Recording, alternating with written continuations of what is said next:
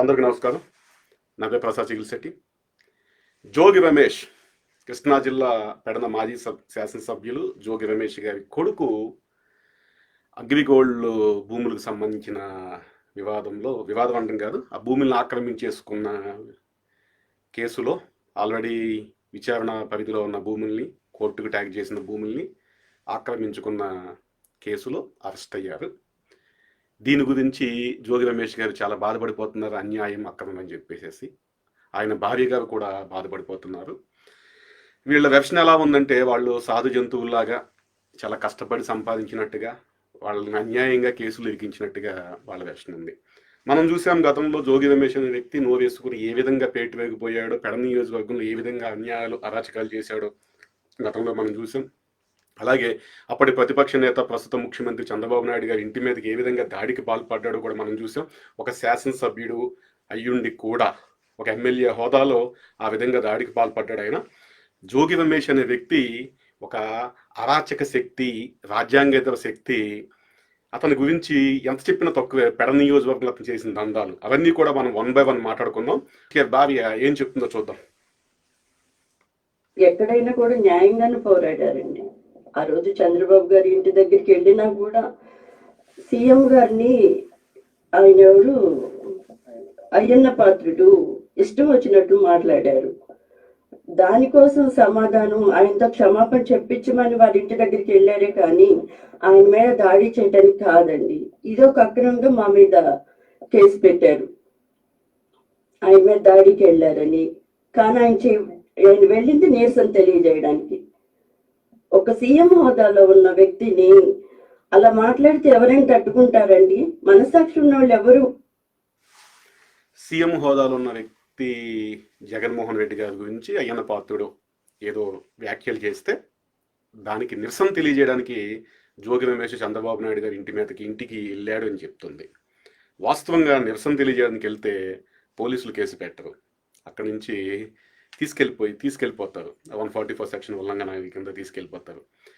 జోగి రమేష్ ఏ విధంగా చంద్రబాబు నాయుడు గారి ఇంటి మీద దాడి చేశాడని విజువల్స్ కూడా మనం చూసాం. గతంలో కూడా ఆయన మీద ఏ విధమైన కేసు పెట్టారో కూడా మనం చూసాం.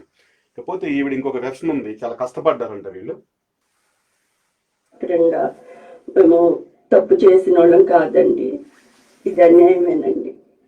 అగ్రిగోల్డ్ భూముల వ్యవహారంలో మేము తప్పు చేస్తుంటే విజయవాడ నడిబొడ్డున కుటుంబంతో సహా ఉరి వేసుకోవడం మేము సిద్ధంగా ఉన్నామని మీ భర్త మాజీ మంత్రి జోగి రమేష్ చాలా సంచలన వ్యాఖ్యలు చేస్తారు. ఏ విధంగా చూస్తాం అంటే తప్పు చేయలేదని ఆయన ఘంటాపదంగా చెప్తున్నారు. గతంలో అనేక సార్లు నేను తప్పు చేయలేదని చెప్పినప్పుడు కూడా నన్ను వేధిస్తున్నారు, నన్ను వెంటపడుతూ కొన్ని పత్రికలు పదే తప్పు వార్తలు రాస్తున్నాయని చెప్తున్నారు. అంతే కదండి, మరి ఇట్లా అన్యాయంగా అగ్రంగా పెడితే మరి ఎవరు తట్టుకుంటారండి? కుటుంబం తట్టుకుంటుందా? తట్టుకోలేదు కదండి. మరి అందుకంటే మేమేం చేయగలం? ఉరేసుకొని చావడం తప్పితే ఏం చేయగలం? అన్యాయంగా, అక్రమంగా కేసులు పెడితే అంట ఏ కుటుంబంలో తట్టుకోలేదంట, ఊరేసుకుని చావడం తప్ప ఇంకేం చేయలేరంట. ఈ సందర్భంగా సరే, జోగి రమేష్ గారు చేసిన అరాచకాల గురించి మాట్లాడుకుంటున్నాం. ఈ మహిళ పేరేంటో నాకు తెలియదు. అమ్మ తల్లి, నీ భర్త జోగి రమేష్ పెడ నియోజకవర్గంలో వందలాది కేసులు అక్రమంగా పెట్టించాడు, వందలాది మందిని జైలుకు పంపించాడు. పెడన పోలీస్ స్టేషన్లోని జనసేన కార్యకర్తల మీద వైసీపీ గోండాలు రాత్రిపూట విచక్షణారహితంగా దాడి చేసి కొట్టారు. ఎక్కడో పెడన పోలీస్ స్టేషన్లోనే. అది నీ భర్త, నీ మొగుడు చేసిన నిర్వాహకం. మీరేం శాంతి కాముకులు కాదు, మీ భర్త ఏమి అమాయకుడు కాదు. మీ భర్త ఒక రాజ్యాంగత శక్తి, ఒక వ్యవస్థలో ఉండకూడని వ్యక్తి. నేను ఇంతకంత కోపంగా మాట్లాడుతున్నాను. అతను చేసిన అరాచకాలు అటువంటివి. మా జనసేన పార్టీ లాయర్లని ఆయన పట్టుకుని ఎస్సీలను పంపించి వాళ్ళు పట్టుకుని బలవంతంగా చెట్టు కట్టేసి, అక్కడ చెట్టుకో స్తంభాన్ని కట్టేసి కొట్టించిన చరిత్ర నీ భర్త జగన్మోహన్ రెడ్డిది. గూడూరు మండలంలో నీ భర్త అరాచకాలు అన్నీ కాదు. నీ భర్త ఎంత ఎదవ సన్నాసో, ఎంత నోటి దూలగాడు, నోటికి ఏ విధంగా మాట్లాడతాడో ఇంకో వీడియో చూపిస్తాను నీకు. పిచ్చి కుక్క ఎవరైనా పవన్ కళ్యాణ్ అనేవాడు పిచ్చి కుక్క.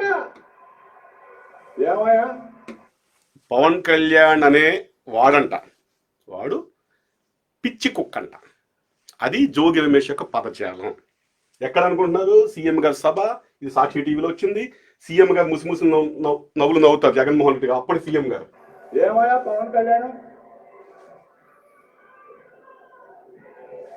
పెళ్ళాన్ని మార్చడం కాదు నువ్వు, పెళ్ళాన్ని మార్చడం కాదు. మళ్ళీ పెళ్ళాల ప్రస్తావనకి వెళ్ళాడు. సరే, ఈయన పెళ్ళాం ప్రస్తావన కూడా మనం తీద్దాం తర్వాత ఏంటనేది. పెద్దోడికి చరిత్ర ఉంటుంది కదా, చేసిన బిజినెస్లు ఉంటాయి కదా, ఎక్కడ పోతాయి? ఏంటి, ఏ పార్టీని ఏ పార్టీతో కలపాలా, ఏ పార్టీని ఏ పార్టీతో కలిపి పోటీ చేయించాలని చెప్పేసి అక్కడ ఢిల్లీలో ఒకడు ఉన్నాడు. ఢిల్లీలో ఒక విగ్గురాజు గారు ఉన్నాడు. ఆ విగ్గురాజు గారు నువ్వు కలిసి ఒక కంపెనీ పెట్టుకో దయచేసి. విగ్గురాజు అంటే రఘురామకృష్ణరాజు గారిని వైసీపీ వాళ్ళు పేరు పెట్టి పిలవకుండా విగ్గురాజు అని పిలుస్తుంటారు. అది వాళ్ళ నైజం అనమాట. వ్యక్తుల్ని పేరు పెట్టి పిలవరు వాళ్ళు. వైసీపీ వాళ్ళు వాళ్ళకు ఉన్మాదమైన స్థితిలో ఉంటారు. వ్యక్తుల్ని పేరు పెట్టి పిలవకుండా ఇలా పిచ్చి పిచ్చి పేర్లతో వాళ్ళు పిలుస్తుంటారు. జోగి రమేష్ విగ్గురాజు అంటే వైసీపీ ఎంపీ, అప్పటి ఎంపీ రఘురామకృష్ణరాజు గారు. ఈ వైసీపీ జగన్మోహన్ రెడ్డి దగ్గర నుంచి ఈ నాయకులు కూడా ఎవరిని కూడా పేరు పెట్టి పిలవరండి. వీళ్ళు పిచ్చ పిచ్చ పేర్లతో వాళ్ళు ఇష్టం వచ్చిన రాజ్యంగా అవమానకరంగా పిలుస్తుంటారు అన్నమాట. పవన్ కళ్యాణ్ గారిని కావచ్చు, పవన్ కళ్యాణ్ గారిని సాక్షాత్ ఇదిగో ఈ మహానుభావుడు చూడండి ఎలా నవ్వుతున్నాడు. ఆయన ఏదో నోటుకు వచ్చినట్టు పేలుతుంటే, ఇష్టారాజ్యంగా మాట్లాడుతుంటే తప్పు అని చెప్పకుండా, ఖండించకుండా అటువంటి వాళ్ళని ఊలకొక్కల్లాగా జనం మీద వదిలేడు జగన్మోహన్ రెడ్డి. ఊలకొక్కల్లాగా మురుగుతుంటే పవన్ కళ్యాణ్ని కుక్క అంటున్నా, పిచ్చి కుక్క అంటున్నా కూడా చాలా నవ్వులు చిందిస్తున్నాడు జగన్మోహన్ రెడ్డి. ఇది వాళ్ళ భాష. సరే, ఆ విగ్గురాజు గారు, అదే ఆయన చెప్పిన విగ్గురాజు అంటే రఘురామకృష్ణరాజు గారు, పవన్ కళ్యాణ్ గారు కంపెనీ పెట్టుకోవాలంట. ఇకపోతే ఒక వన్ బై వన్ మాట్లాడుకుందాం వీళ్ళ చరిత్ర అంతా కూడా. ఇప్పుడు జోగి రమేష్ ఏం చెప్తున్నాడు విందాం మనం.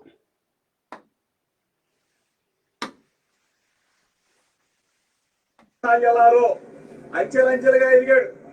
ఒక బలహీన వర్గాల వాడు, ఒక గౌడ కులస్తుడు. ఎదిగితే హర్షించాల్సింది పోయి మీరు మా మీద కక్ష కట్టి మమ్మల్ని జైలు పాలు చేస్తే ఈయన నేను మిమ్మల్ని అడుగుతా ఉన్నా, బడుగు బలహీన వర్గానికి చెందినవాడు. ఈయన చెప్తుంది ఏంటంటే బడుగు బలహీన వర్గానికి చెందినవాడంట, గౌడ కులస్తుడంట. ఆయన ఎదుగుదల చూసి మనమంతా కూడా గర్వపడాలంట, సమాజం కూడా. ఈయన చెప్తున్న వెర్షన్ అది. జోగి రమేష్ అనే వ్యక్తి బీసీ సామాజిక వర్గంలో కావచ్చు, గౌడ కులస్థంలో కావచ్చు, అతను తలవంపులు తెచ్చే వ్యక్తి. ఎలా చెప్పాలంటే చెడపుట్టిన వ్యక్తి అనమాట. తలవంపులు తెచ్చే వ్యక్తి, వాళ్ళకి పరువు ప్రతిష్టలు కూడా ఉన్న పేరును కూడా తీసేసే వ్యక్తి. ఇటువంటి వ్యక్తి కలంకితుడు. ఇతను ఆ వర్గానికి ఉన్న ఒక మంచి పేరుని కానీ, ఒక పరువు ప్రతిష్టలు కానీ అన్నిటిని కూడా తీసేసే వ్యక్తి. ఆ వర్గంలో చెడపుట్టిన వ్యక్తి ఇతను. గౌడ కులస్తులు, బీసీ కులస్తులు అంటే మాది పెడన నియోజకవర్గమే, మా చుట్టుపక్కల. మా నియోజకవర్గం నుండి కూడా గతంలో ఈయన అంకెం ప్రభాకర్ రావు గారు మంత్రిగా చేశారు. ఎంత హుందాగా ఉంటారు, ఎంత రెస్పెక్ట్గా ఉంటారు. మాజీ ఎమ్మెల్యే, మాజీ విప్, మాజీ ఎమ్మెల్యే కాగిత వెంకటరావు గారు ఎంత హుందాగా ఉంటారు. ఆయన కొడుకు ఎంత హుందాగా ఉంటాడు. పక్కన వైసీపీ పార్టీ నాయకుడు ఉప్పాల రాంప్రసాద్ కావచ్చు, వాళ్ళ కొడుకు కావచ్చు, ఎంత హుందాగా ఉంటారు. నియోజకవర్గంలో వాళ్ళకి ఎంత, ప్రజల్లోకి వెళ్తే కులాలకి మతాల అతీతంగా ఎంత ఆదరణ ఉంటుంది. వాళ్ళు గౌడ కులస్తులు.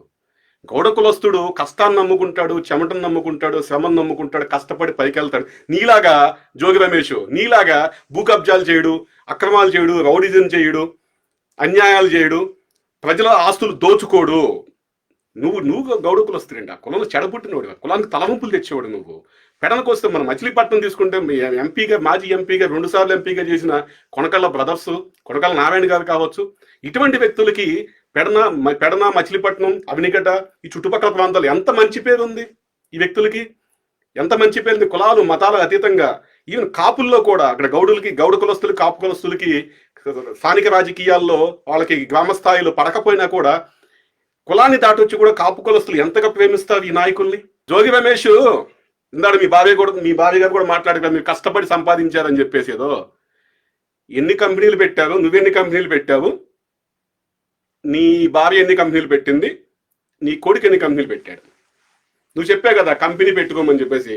నువ్వు చెప్పిన కంపెనీ లాంటి కంపెనీలే. నువ్వు ఏ ఉద్దేశంతో కంపెనీ అన్నావో అదే కంపెనీ నీ భార్య ఎన్ని కంపెనీలు పెట్టింది, నువ్వు ఎన్ని కంపెనీలు పెట్టావు, నీ కొడుకు ఎన్ని కంపెనీలు పెట్టాడు. ఇకపోతే నీ భార్య చెప్తుంది కదా కష్టపడి సంపాదించాము అని చెప్పేసి, నువ్వు చెప్తున్నావు కదా కష్టపడి సంపాదించాను అని చెప్పేసి.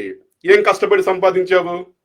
పెడన నియోజకవర్గంలో ఎక్కడైనా చేపల చెరువులు, రొయ్యల చెరువులు, సముద్రం పక్కన ఉప్పు కొటావుల ప్రాంతాల్లో పనికిరాని భూమిలో తవ్వుకుంటే ఎవరైనా 50,000 రూపాయలు ఎకరానికి నీకు అప్పం చెల్లించాలండి.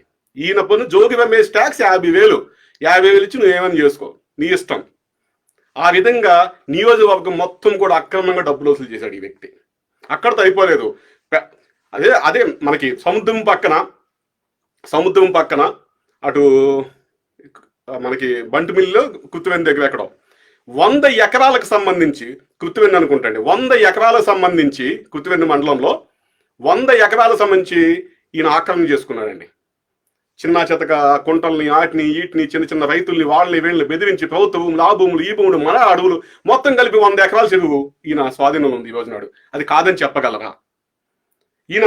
ఈయన చెప్పగల కాదని చెప్పేసి 100 ఎకరాల చెరువు ఆయనకి లేదని చెప్పగల పెడ నియోజకవర్గంలో. దానికి సంబంధించి కొత్త ప్రభుత్వం వచ్చిన తర్వాత కార్యాచరణ మొదలవుతుంది.